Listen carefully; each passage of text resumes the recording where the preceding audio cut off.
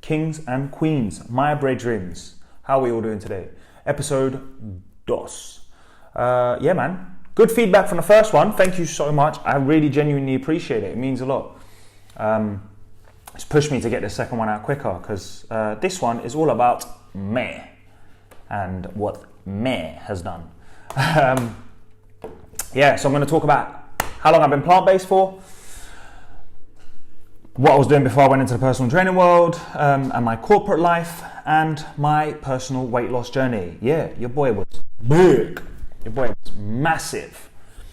Yeah, so let's start. I've been plant-based for 4.5 years. Coming up to 5 now. Initially, for me, it was just for health, man. Like, I had a friend, a very good friend of mine at university when I was in 3rd year, George, and I remember he was vegetarian, and I was an very ignorant and very rude meat eater. I was the one that used to say, if you love plants so much, why are you eating their food? I was that guy. I know, idiot, right? Now I'm getting a taste of my own medicine, trust me. I've heard it all. But yeah, I was like talking to him and I was like, dude, like, tell me a bit more about this vegetarian stuff. Like, I actually want to hear you out. And he was like, oh yeah, you know, forget it. It was like, let's just both, like, he goes, look into veganism. And I was like, whoa. Like, I've only just like opened up about wanting to know about vegetarian and you're telling a Mediterranean kid now vegan. I was like, what the hell even is that? Tells me about it, etc. I was at uni at the time. Started doing some research. 3 weeks later, dumped everything in my fridge, overnight vegan, boom, after research. So initially for me, it was purely health-based. Then when you make the change, you realize, whoa, this is a lot harder than I thought. I became a sweet potato king. I could cook sweet potatoes in so many different ways. It was unreal because I didn't really know much else. And it was just like, oh my God, like, you know, how am I going to do this? It's really hard to stick to it, especially it makes you realize everywhere you look, there's just meat adverts everywhere. And I was like, oh. So my mate was like, well, you have no emotional inkling to actually want to do this. You're doing this purely for health. Like, you're just trying to be like logical about this. And he went like, do you actually know what happens to some of the animals and like why? So there's also like a whole animal welfare side to all of this. And I was like, no, don't care. I mean, but like, I'm a huge empath at the same time. Like, I'm supposed to be this animal lover. Had no idea.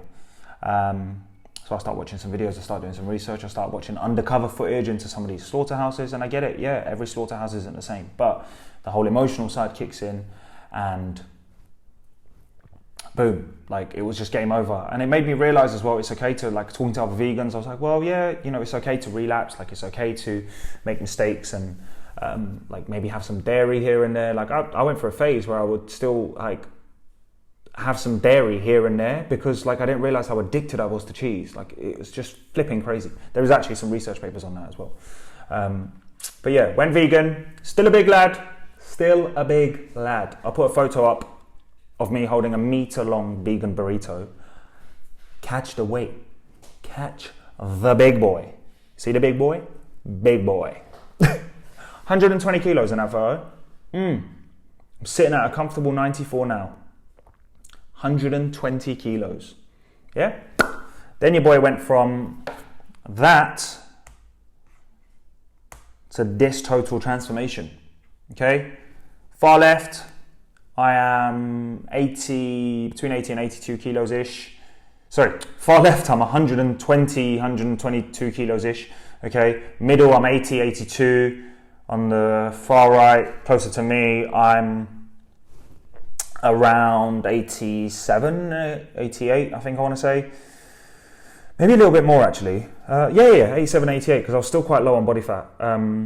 Again, that's also why they call me Grizzly, as you can see. But yeah, went from that to this to that bad boy, as you can see. Yeah boy. Went on stage. Yeah, man, I thought, fuck it. I'd lost all the weight. I was working in a gym.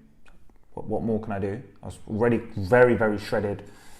So I saw a competition come up. It was basically a fitness and body, fitness and bodybuilding competition run by an organization called FMC, and they had a transformation category, and I entered that. Did that, shaved from head to toe, like shaved from neck down, like everything. Big up, thanks to my missus. Thank you very much for your support during those times. And then I went to get spray tanned. 2 layers the night before, 2 layers in the morning. Get pumped, have some sugar, get on stage. And I won. Yeah, it was me against one more person, but I won. Yeah! And guess what? It was on that stage, on that day, that when I got off stage and I came home, I cried my eyes out because it was the first time I'd understood what I'd actually achieved. And I don't need your don't care. This is the one thing in my life where I genuinely don't need anyone else's, like, well done. I'm so gassed of what I've achieved. Don't really care what anyone else kind of like, yay, don't care. I'm gassed enough myself. Big achievement, something I wanted to do my whole life. I was a big kid. Don't ever remember being a skinny boy. Like, I was always big lump. And then as I got older, I realized this was a little bit more of a disorder and an eating disorder and more emotional eating than anything else. You know, I was known for my eating. I was known for my ability to eat, yeah? Mixed grill. Ever been to a Turkish restaurant, like a big restaurant? Mixed grill. Sharing platter for 4, maybe 2, 3 Turks. 3 Turks, but 4 average middle-aged white people. Yeah, that's 4 people, mixed grill, and you're taking some home. Give me half an hour, bro. Give me half an hour. You won't see that shit. As long as I don't touch the starters, I'm good. That's how I was. Yeah, and I do it for fun. But the health conditions started getting worse. You know, I was an unhealthy 20-year-old, 2021, like 22. I was just like unhealthy, man. Snoring was through the roof. Indigestion was through the roof. I had digestion problems. I had bad skin. That's bad. But what's crazy is I wasn't unfit. Like, I was unhealthy from the weight side, but I was still an active fat person. I still kicked ball.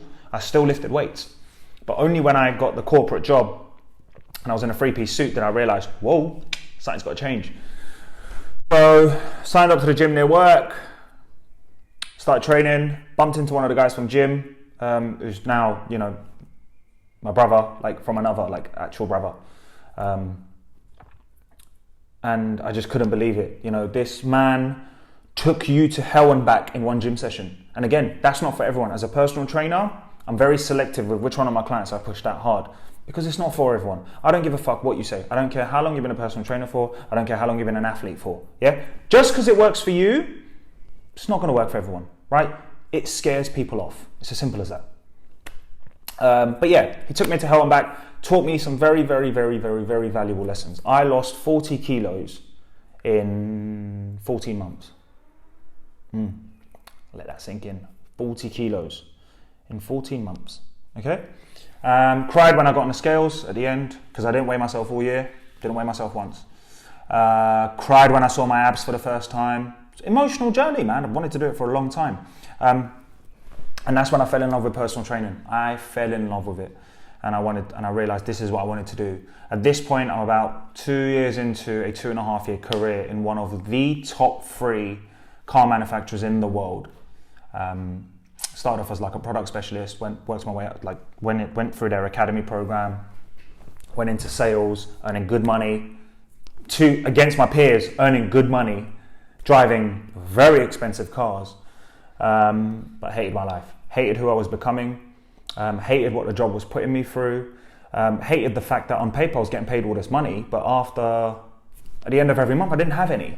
It made me realize I was spending my money on my happiness because I was unhappy at work and I was unhappy emotionally. I was buying dumb shit. I was spending money on dumb stuff. I just spending.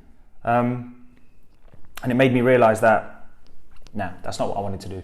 And I'd learned so many lessons from my weight loss. I'd learned overcoming adversity because I put myself through hell every morning. I faced demons every morning because I went to the gym in the morning. 6 a.m. in the morning, I was in the gym. 7:30, shower, get changed, out. Go to work. That was my life.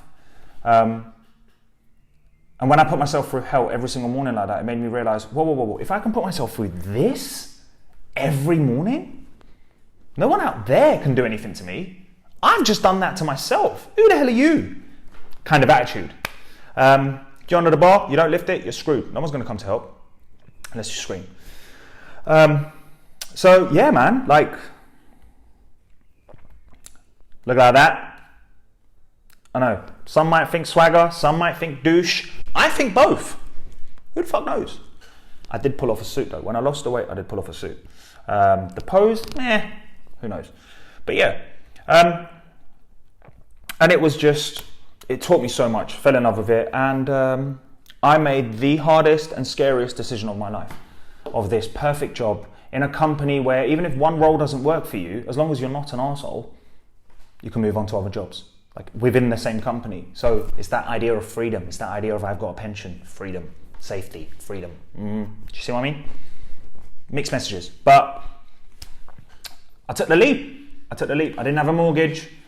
I don't have kids. Not married. I thought, if I don't take the leap now, when will I? And I did it, man. Like I said, scariest thing I ever did in my life. And what I did was, anybody I asked for advice, anybody who doubted me and who gave me scary advice, I ignored. Stop listening to them.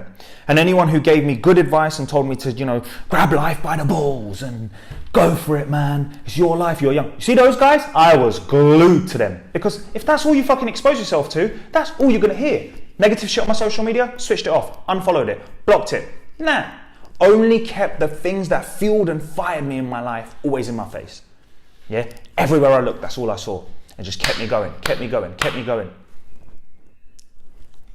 Now we're what? I mean, yeah, don't get me wrong, we're in quarantine now, but 14 months later, after resigning, leaving that job, I'm happiest I've ever been.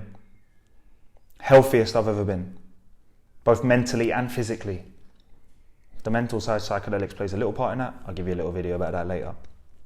But yeah, take the leap. But that's me. Hope you enjoyed a little bit about me. And guys, thank you so much for the love and the support from the first video. Hope you show me equal, if not more, love and support from this video. Share, like, subscribe, share, whatever you want to do, man. And if you don't like it, tell me what you want to see different. Probably not going to do it. Love you.